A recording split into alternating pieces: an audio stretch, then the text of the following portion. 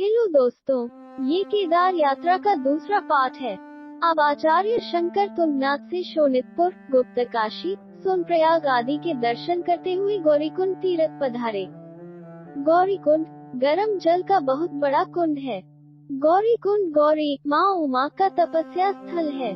किसी समय माँ गौरी ने यहाँ घोर तपस्या की थी।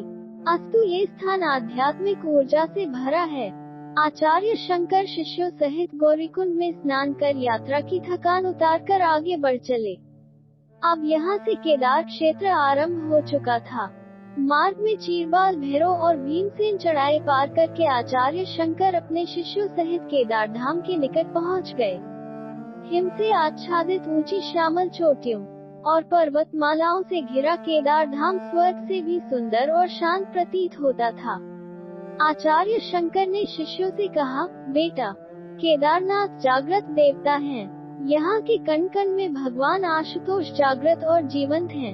श्रद्धा से स्मरण करते ही उन्हें यहाँ अनुभव किया जा सकता है और उनकी कृपा पाई जा सकती है। चलते चलते आचार्य शंकर एक स्थान पर खड़े हो गए और पीछे मुड़कर पद्मपाद और प्रभुति को संकेत से बुलाकर दिखाते हुए कहा, देखो पद्मपाद, जिस स्थान पर हम खड़े हैं, यहाँ से 5 पांडव जब महाप्रस्थान के लिए जा रहे थे, तो वे इसी मार्ग से केदार धाम भी आए थे। चारों ओर बर्फ के कारण शीतलहर चल रही थी। आचार्य शंकर तो बिना थके ऊपर चढ़े जा रहे थे। आचार्य शंकर उन सभी की स्थिति से परिचित थे। अस्तु उनने सभी शिष्यों, ज्योतिर्धाम नरेश व उनके कर्मचारियों को बैठने को कहा। हम थोड़ी देर उस ओर की शिला पर बैठते हैं। ये कहते हुए शंकराचार्य एक छोटी शिला पर बैठकर ध्यानमग्न हो गए। पद्मपाद शंकराचार्य के चरणों के समीप ही बैठ गया। थोड़ी देर ध्यानमग्न रहने के पश्चात आचार्य शंकर ने आंखें खोली और मुस्कुराकर पद्मपाद की ओर देखते हुए बोले, पद्मपाद, उधर थोड़ी दूर पर जो बर्फ से ढका हुआ स्थान दिखाई दे रहा है, वहाँ खुदाई कराओ। तीर्थ यात्रा करते करते अचानक गुरुदेव को इस स्थान की खुदाई कराने की भला क्या आवश्यकता हुई। ये सोचते हुए सुधन व नरेश ने अपने कर्मचारियों को गुरुदेव के बताए हुए स्थान पर खोदने का आदेश दे दिया।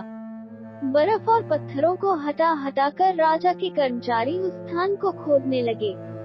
थोड़ी देर खोदने के पश्चात ही वहाँ गर्म जल की धारा ऊपर की ओर तेजी से निकली। शीत से ठिठुरे यात्रियों की खुशी का ठिकाना न रहा। उनमें जैसे नई प्राण शक्ति आ गई। सबने कहा कि इतने ऊंचे पर्वत पर गर्म पानी का स्रोत गुरु कृपा से ही मिला है। अपने गुरु आचार्य शंकर व बाबा केदारनाथ का जयघोष कर सभी खुशी से आनंदित हुए। गर्म जल से ठिठुरे शरीर को गर्मी पहुंचाकर सभी तीर्थयात्री केदार धाम पहुंचकर बाबा केदार का दर्शन करने निकल पड़े। बाबा केदारनाथ का दर्शन कर सभी लोग अभिभूत हुए, आनंदित हुए और वही आचार्य शंकर तो मानो समाधिस्थ से हो गए।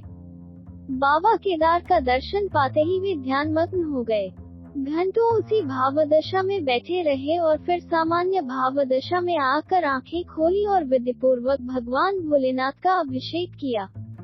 वे प्रतिदिन केदारनाथ के मंदिर में जाते और वहां बैठकर पूजा करते करते ही ध्यानमग्न हो जाते। उनके शिष्य भी अपने सभी काम खत्म करके मंदिर में आ जाते और साधना में लीन हो जाते।